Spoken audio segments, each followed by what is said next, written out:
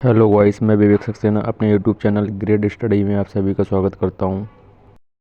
आज हम आपको एनसीईआरटी किताब के जो उदाहरण नंबर 6 एवं 7 हैं तथा इसी के साथ साथ प्रश्नावली 1.2 को हल कराएंगे। उदाहरण नंबर 6 ये है कि संख्याओं 6 तथा 20 के अभाज्य गुणनखंड विधि से एचसीएफ और एलसीएम ज्ञात कीजिए। उदाहरण नंबर 6 संख्याओं 6 तथा 20 के हमें अभाज्य गुणनखंड विधि से एचसीएफ और एलसीएम निकालना है, तो हम प्रश्न नंबर 6 को हल करते हैं।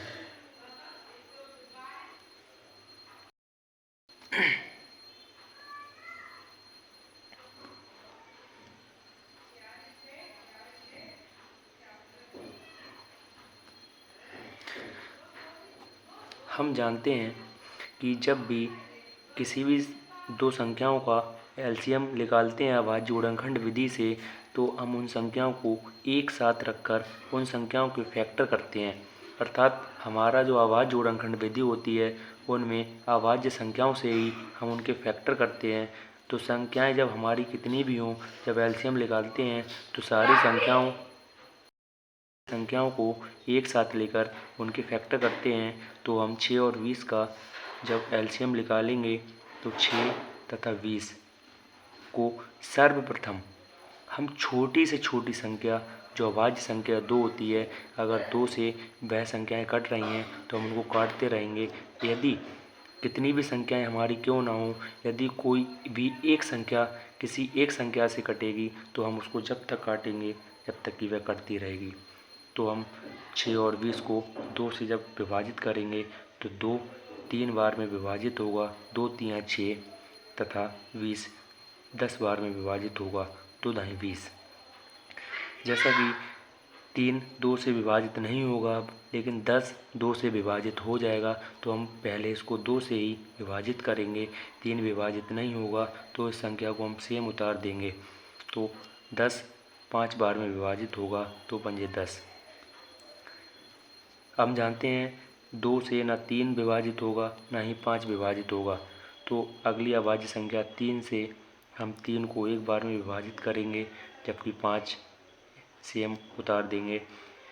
अगले स्टेप में हम 5 को 5 से ही एक बार में विभाजित कर लेंगे। हमारा जो एलसीएम होगा 6 तथा 20 का जो भी हमारे अभाज्य गुणनखंड आए हैं, हम उन सभी अभाज्य गुणनखंडों की गुणा कर देंगे।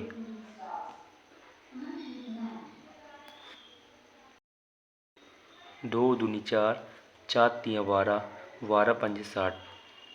अर्थात संख्या 6 तथा 20 का जो एलसीएम आएगा वो 60 आएगा। अब हम अभाज्य गुणनखंड विधि से इनका एचसीएफ निकालते हैं। एचसीएफ में हम क्या करते हैं, विधि से जब हम एचसीएफ निकालते हैं तो जितनी भी संख्याएं हमें दी गई होती हैं उन संख्याओं को हम अलग अलग फैक्टर कर लेते हैं। तो 6 के जब हम फैक्टर करेंगे तो 6 2 से 3 बार में कट होगा, जबकि 3 1 से 3 से ही एक बार में कट हो जाएगा। अब हम 20 के इसी प्रकार से फैक्टर करेंगे तो 20 2 से 10 बार में कट होगा, 10 2 से ही 5 बार में कट होगा। अब 5 से एक बार में कट होगा। अब जिस संख्या के जो भी अभाज्य गुणनखंड होंगे उस को हम उस संख्या के सामने लिख देंगे। तो 6 के जो हमारे अभाज्य गुणनखंड आए वो 1 2 1 3। इसी प्रकार 20 के जो अभाज्य गुणनखंड आए वो 2 बार, जबकि 5 एक बार आया। अब हम क्या करते हैं, हम जानते हैं कि एचसीएफ महत्तम समावर्तक जो होता है वो हमारे कॉमन फैक्टर्स होते हैं। अर्थात जितनी भी संख्याएं हों तो उनमें जो कॉमन फैक्टर होते हैं वही हमारी उस संख्या का एचसीएफ कहलाता है। अर्थात हम ये कह सकते हैं कि 6 तथा 20 का जो एचसीएफ होगा वो 2 होगा। इसी प्रकार अब हम उदाहरण नंबर 7 को हल करते हैं। उदाहरण नंबर 7 में हमें दिया है अभाज्य गुणनखंड विधि से, यहाँ मैं संख्याएं लिखना भूल गया। संख्याएं हमारी हैं 96 तथा 404।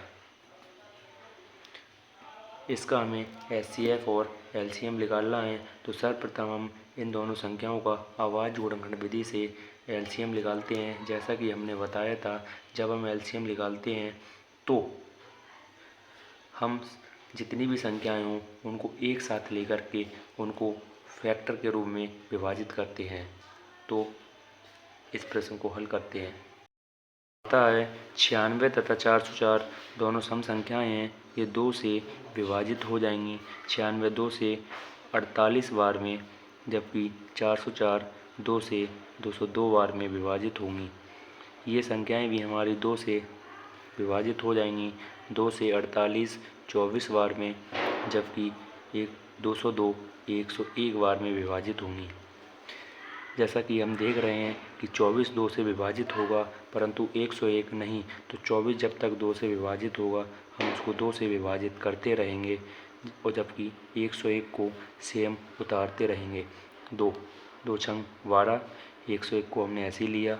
फिर 2 से 2 3 6 101। अब हम,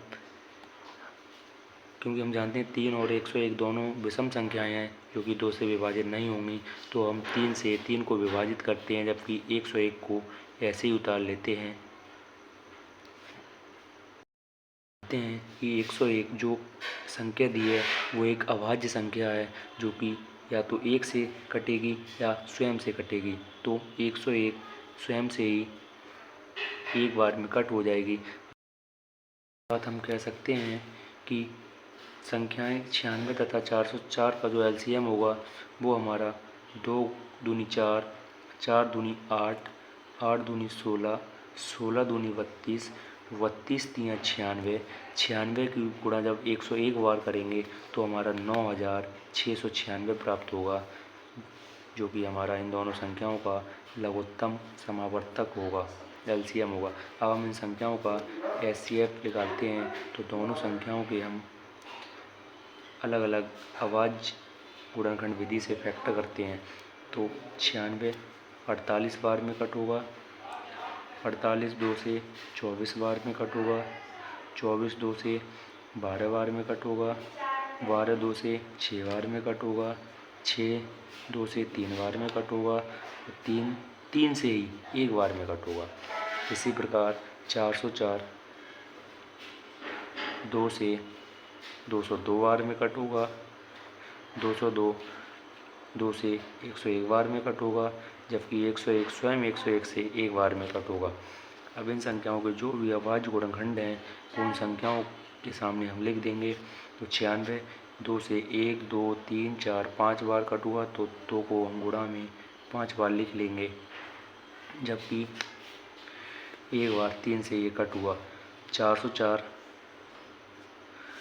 2 से 2 बार में, जबकि 101 से 1 बार में। अब हमारा इनमें जो कॉमन फैक्टर हैं, तो हम देख रहे हैं कि 2 कॉमन फैक्टर 2 बार आया है, जबकि अन्य कोई संख्या कॉमन फैक्टर नहीं है। तो हम इन दोनों कॉमन फैक्टरों की मल्टीप्लाई कर देंगे, अर्थात हम ये कह सकते हैं कि 96 व 404 का जो HCF होगा वो 2 गुणा 2 बराबर 4 होगा। अब हम प्रश्नावली 1.2 की तरफ चलते हैं।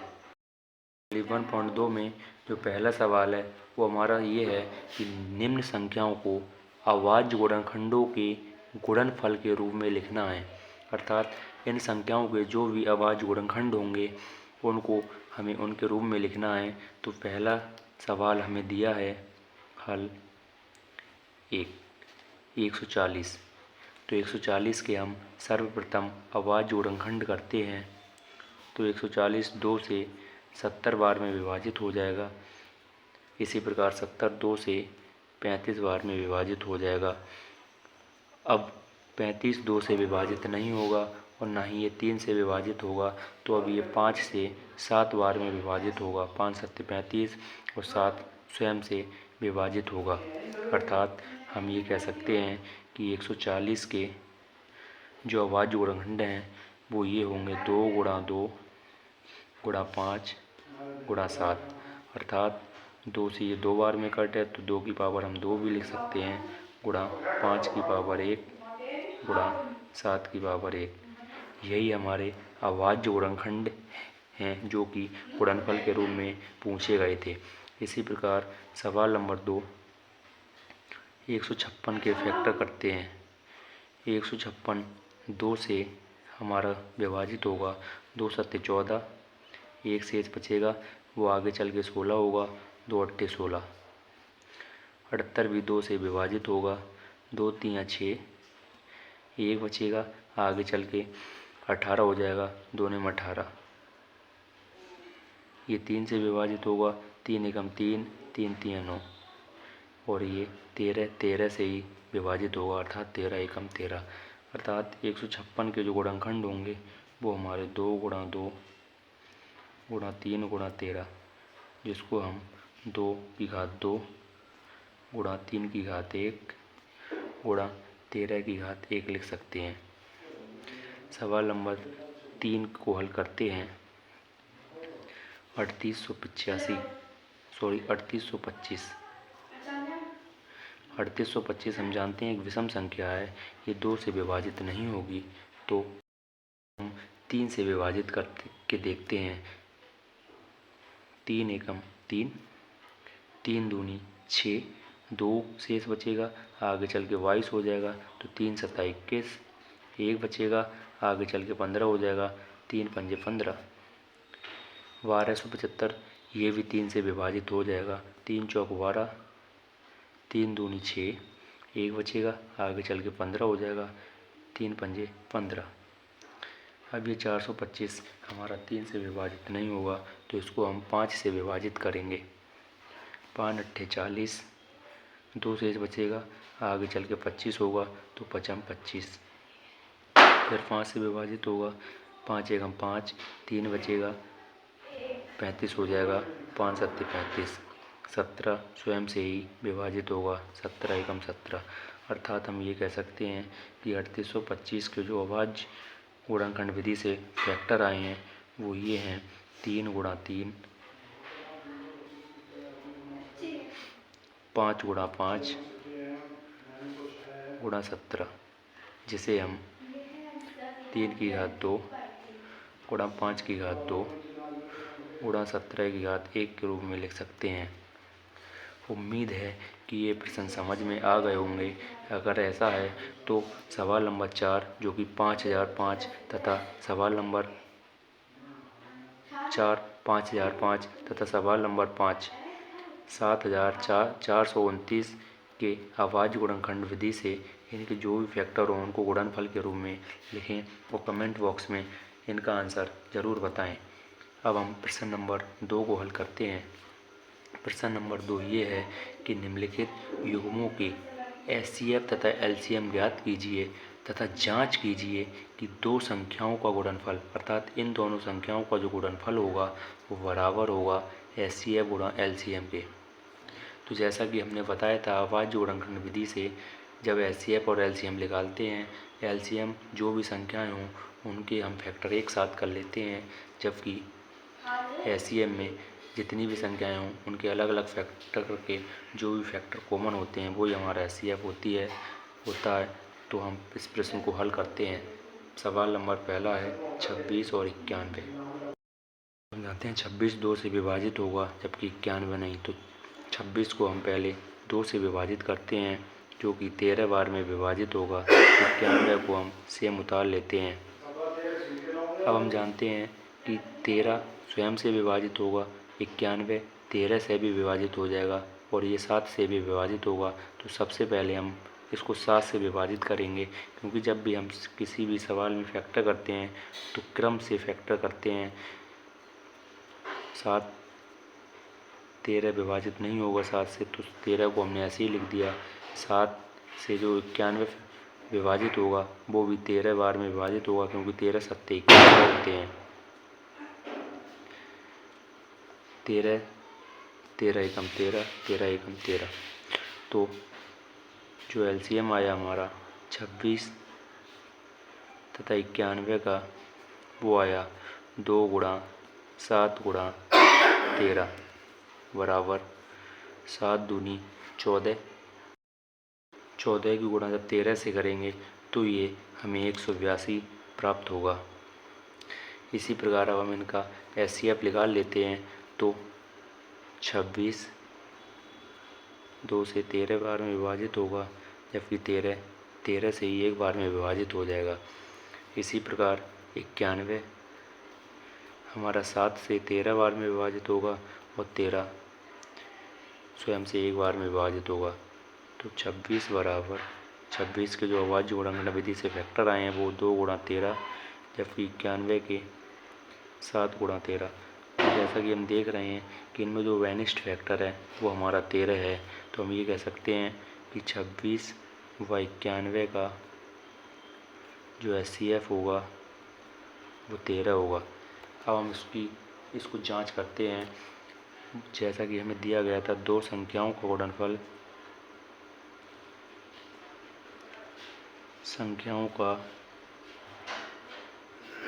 गुणनफल बराबर एलसीएम गुणा एचसीएफ।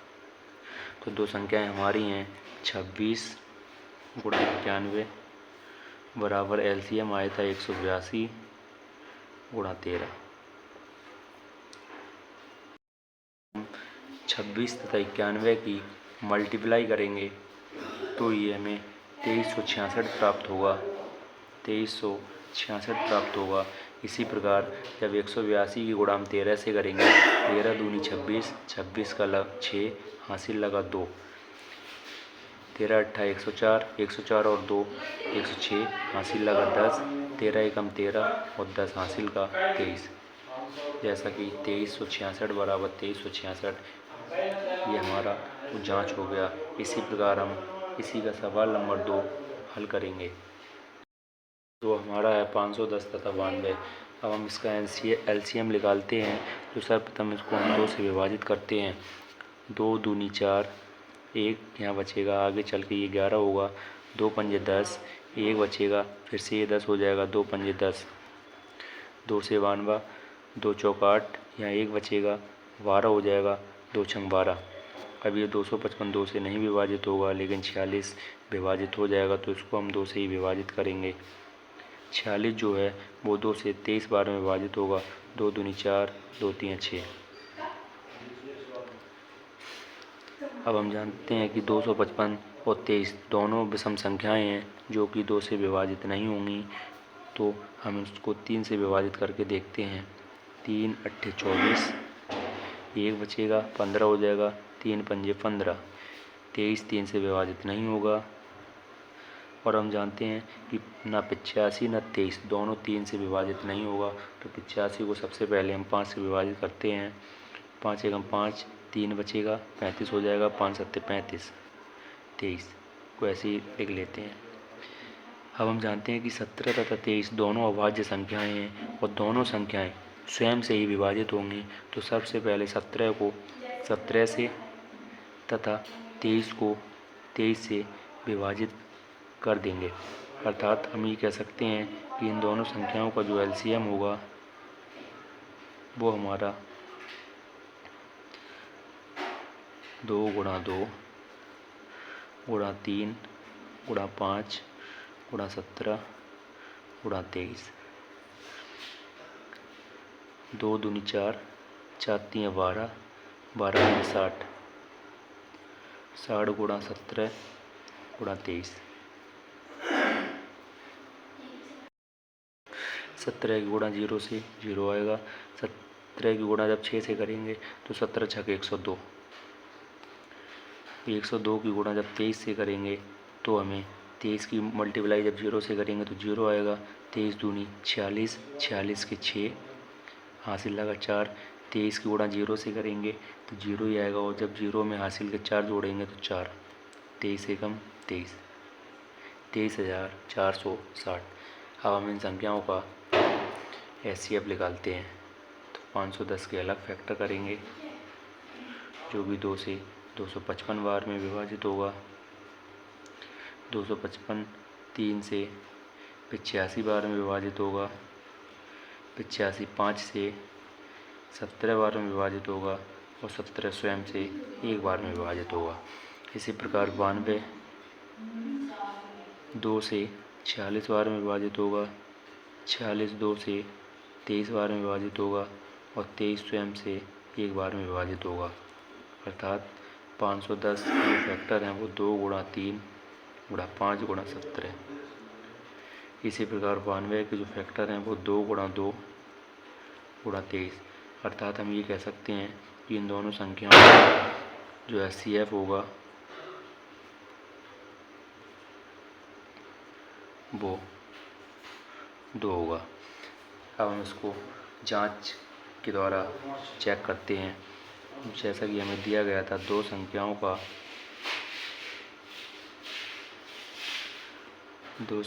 का गुणनफल बराबर HCF गुणा LCM। तो दो संख्याएं हमारी 510 गुणा 92 बराबर HCF 2 तथा LCM 23,460 है।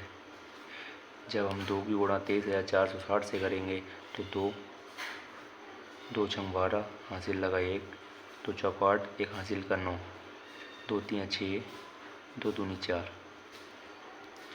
हम जानते हैं जब हम 510 की गुणा 92 से करेंगे तो वह गुणा भी हमारी इतनी ही प्राप्त होगी, 46,920, जो कि बराबर आई है। यही हमें जांच करना था। आशा करते हैं कि ये दोनों प्रश्न आपको अच्छे से समझ में आए होंगे। यदि ऐसा है तो हमारा जो प्रश्न नंबर 3 था, 336 और 54 का अभाज्य गुणनखंड विधि से HCF तथा LCM निकाल करके कमेंट बॉक्स में ज़रूर बताएं तथा इस वीडियो को अंत तक देखें, तथा जो इस चैनल पर नए हैं वो इस चैनल को सब्सक्राइब तथा वीडियो को लाइक एंड शेयर करें। धन्यवाद।